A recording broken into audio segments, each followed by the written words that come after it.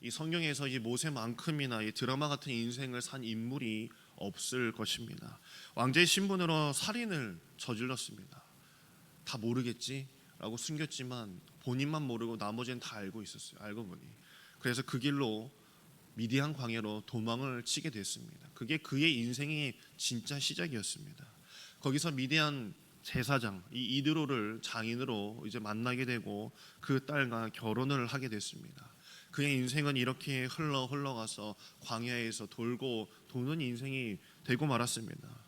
그렇지만 미디안 광야에서의 삶도 나쁘지만은 않았던 것 같습니다. 자녀들도 잘 길러내고 또 양치는 기업도 잘 되어가고 있었던 것 같습니다. 그렇게 자신의 삶에 만족하며 그 광야에서 살아가고 있었던 이 모세였는데 어느 날 갑자기 하나님께서 그에게 신방을 오게 되십니다. 떨기나무로 현현하시면서 그의 인생에 정말 찾아오셨습니다.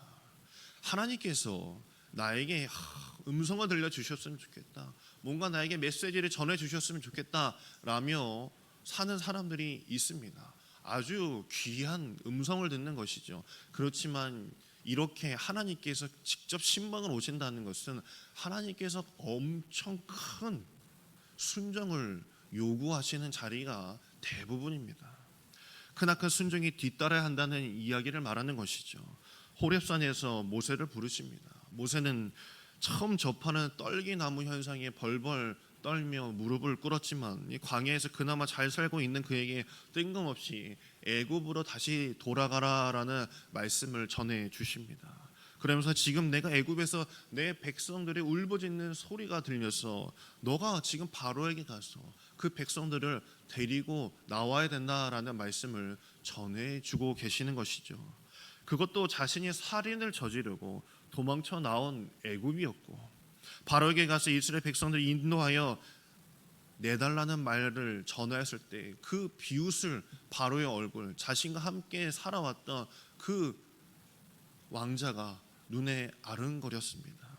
어려울 뿐 아니라 어쩌면 싫었다고 하는 게 맞을지 모릅니다. 그는 자신도 없었습니다. 이제는 애국말조차도 잊어버릴 나이가 되었어요. 할아버지가 되었습니다. 젊은이들도 아주 많았을 텐데 왜 하필 은퇴할 나이가 된 자신을 선택하는지도 의구심이 들었을 것입니다. 이해하기 어려웠을 것입니다.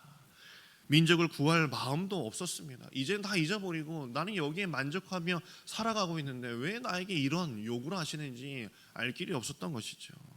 죽을 수도 있었고 성공할 가능성도 전혀 없었습니다. 그래서 이 핑계 저 핑계를 대면서 나는 입이 어눌한 자이기 때문에 나에게 이것은 맞지 않습니다. 그들이 내 입을 바라보면서 어떻게 나에게 설득을 원하겠습니까? 라고 이렇게까지 이야기를 했습니다. 그러나 하나님께서는 그렇게 핑계를 대면서 도망치려는 그에게 이렇게 말씀하셨죠. 7절에 내가 애굽에 있는 내 백성의 고통을 분명히 보고 그들의 감독자로 말미암아 부르짖음을 듣고 그 근심을 알고라고 이렇게 말씀하셨습니다. 너가 미디안 땅에서 아들 딸 낳고 잘 먹고 잘 사는 게 내가 너를 부른 게 결코 아니다. 그리고 내가 너를 살린 게 그 이유가 아니다 라고 말씀하시는 것이었습니다. 이스라엘을 구원하시려고 너를 그 갈대 상자에서 구원해낸 게 아니다 라고 말씀하시는 것입니다. 그렇게 살리신 모세였기 때문에 그냥 내버려 두실 이유가 없는 것이죠. 저는 모세의 이야기를 읽으면서 이게 우리의 마음이 아닐까라는 생각을 했습니다.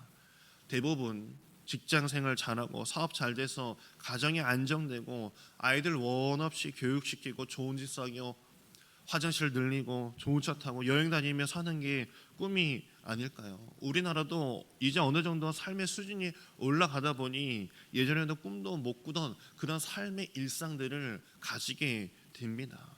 그런데 순종하라고 하시는 하나님의 음성에 너무나 큰 데미지를 입을 수밖에 없습니다. 나는 세상적으로 잘 살아가고 있는데 어느 날 갑자기 하나님께서 신방 오시게 되면 그것만큼 큰 손해를 보는 게 아니겠습니까? 아마도 모세와 우리의 마음도 비슷할 것입니다. 하나님은 우리에게 각자의 소명을 다 주십니다. 꼭 목사만 소명을 받고 하는 게 아니에요. 무슨 직업을 가졌든지 간에 그것이 다 하나님의 부르심, 소명이라는 것이죠. 그 직업 하나하나가 우리에게 밥벌이 하고 집 사고 편히 살라고 주신 게 결코 아니라는 말씀입니다. 우리를 향하신 하나님의 뜻이 거기에 분명히 있다라는 이야기예요. 그것은 우리가 행복하고 잘 사는 방법, 그것이 하나님의 뜻에 따라서 그 직업에 맞춰서 사는 것이죠. 그래서 데살로니가 전서 5장 16절에서 18절을 보게 되면 이런 말씀이 나오죠. 항상 기뻐하라, 쉬지 말고 기도하라, 범사에 감사하라 라고 하는 것은 그것이 예수 안에서 하나님의 뜻하신 반이라라고 말씀하고 계시는 것입니다. 그런데 사람이 언제 행복할까요? 좀 전에 얘기했던 것처럼 집이 늘어나고 화장실 개수가 늘어나고 여행도 마음대로 하고 자녀들 원하는 만큼 돈을 쥐어주는 것, 그것이 행복한 삶일까요? 미디안에서 양 잘 키우면서 경제적으로 넉넉해지고 아들 딸 잘 낳고 처자식 잘 키웠던 그 모세가 행복한 삶이었을까요? 아닙니다. 사람이라는 것은 죽을 만큼 사랑하는 일이 있을 때 행복한 것입니다. 그게 정말 행복한 사람입니다. 윤동주 시인은 잘 아실 것입니다. 그도 기독교인이었어요. 그 시 중에요, 십자가라는 시가 있습니다. 제가 참 좋아하는 시입니다. 이 시에 이렇게 적혀 있습니다.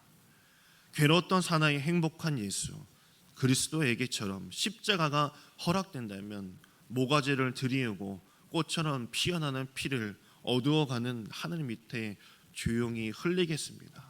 이거 외워서 했으면 참 은혜겠는데 외우지 못하겠네요.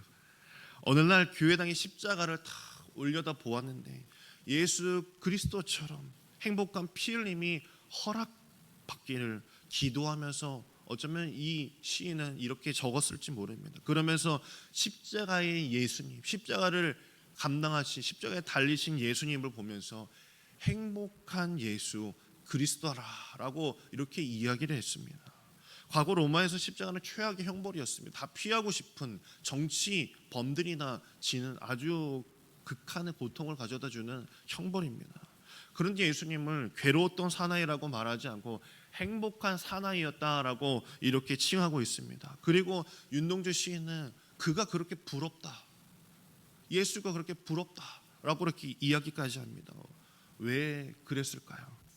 십자가는 하나님이 예수님을 이 땅에 보내신 목적이었기 때문에 그렇습니다. 예수님은 십자가의 의미를 잘 알고 계셨기 때문이에요. 예수님의 십자가의 죽으심으로 사람들의 죄를 사하고 구원 얻게 하며 하나님의 나라에 들어갈 수 있게 할 수 있다는 사실을 잘 알고 계셨기 때문입니다.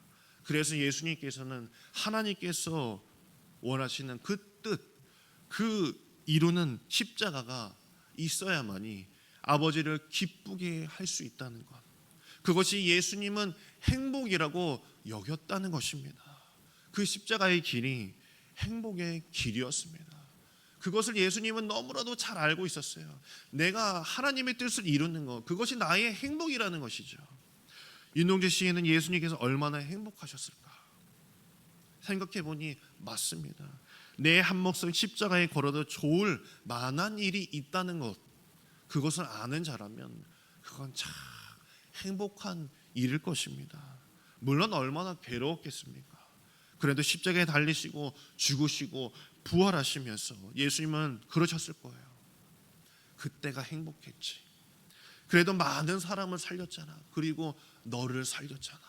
그러면 나는 그게 행복이다 라고 말씀하셨을 것입니다. 십자가 지는 일이 어찌 즐거울까요? 본능적으로 피하고 싶을 것입니다. 하지만 하나님이 우리에게 주시는 건 그냥 밥 잘 먹고 그냥 좋은 집에서 발 뻗고 잘 사는 것, 그것이 다가 아니라 나에게 주신 그 소명, 그 소명을 피하지 아니하고 순종하며 하나님이 주시는 그 힘으로 이길 생각을 하며 뚫고 나가는 저와 여러분에게 간절히 소망합니다. 그래야 그 인생이 행복한 인생이 되는 거예요. 우리 교회도요, 열심인 분들이 참 많습니다. 근데 그분들 보면은 한가해서 그런 일 하는 게 아니에요. 정말 세상적으로도 그 지위가 높고 정말 바쁜 사람들이 많습니다. 저도 요양원을 이렇게 다니는데 누구 자랑하는 게 아니라 저도 요양원에 이렇게 다니면서 예배를 인도하는데 그 중에도 그 시간을 쪼개가면서 거기 와서 봉사하시는 분이 계세요. 자신의 그 재능으로 그 어르신들에게 기쁨을 주려고 봉사하시는 분들이 계세요. 그런 분들은 그냥 놀고자 그냥 시간이 남아서 하는 게 결코 아니에요. 그것이 행복하기 때문에, 주의 일이기 때문에, 그것이 족하기 때문에 그 일을 감당하는 것이죠. 모세의 인생도 그랬습니다. 긴 광야를 거치고 가나안 땅 코앞까지 왔지만 하나님께서는 그에게 가나안 땅을 허락하지 않으셨습니다. 생각해 보세요. 40년 동안 그 긴 세월을 그 이스라엘 백성들을 이끌고 가나안 땅 코앞까지 왔어요. 지금 잘 따라오고 계시는 거죠? 성경을 잘 따라오고 계시는 거죠? 가나안 땅 코앞까지 왔는데 하나님께서는 모세에게 이렇게 말씀하세요. 너는 가나안 땅까지는 들어갈 필요 없다. 너는 여기서 죽으면 된다라고 말씀하셨습니다. 그리고 느보산에 올라가요. 그리고 거기서 진짜 죽습니다. 정말 그것만큼이나 아쉬운 게 어디 있습니까? 하나님께서 넌 가나안 땅으로 이스라엘 백성들을 이끌어야 될 운명이야라고 말씀하셨는데 그 코앞에서 너는 들어갈 필요가 없다라고 말씀하신다면 그것만큼 아쉬운 게 어디 있어요? 그런데 느보산에 올라가서 이스라엘 백성들을 그 위에서 지켜보던 그 모세는 마지막 숨을 거두면서 어쩌면 이런 이야기를 했을지 모릅니다. 그 영화 신세계 아시죠? 신세계에서 누군지 이름은 뭐 잘 기억이 나지 않지만 먼 하늘을 바라보면서 그 남자 배우가 이렇게 얘기하더라고요. 죽기 참 좋은 날씨네 라고 이렇게 이야기를 해요. 어쩌면 모세의 마음이 그러지 않았을까요? 나는 주님의 말씀 따라 이 자리까지 온 건 참 행복했습니다. 죽기 참 좋은 날씨네요. 이렇게 뺑이 쳐놓게 하고서 가나안 땅을 뭘 밖에 합니까? 라고 하는 그 대꾸 없이 항거하지 않으며 죽음을 맞이하는 그는 행복했을 것입니다. 제가 간절히 바라는 것은 여러분의 인생 가운데 그런 행복을 느끼시길 간절히 소망합니다. 주님의 십자가가 나의 삶이 되었을 때 그것이 행복한 것이고, 내가 주님의 마음을 가지고 주의 일을 잘 감당하고 소명감을 가지고 살아갔을 때 그 행복감이 있다면 그 인생은 성공한 인생이라는 것을 기억하시고 주님 십자가 앞에 기도하는 저와 여러분 되길 간절히 소망합니다. 기도하겠습니다.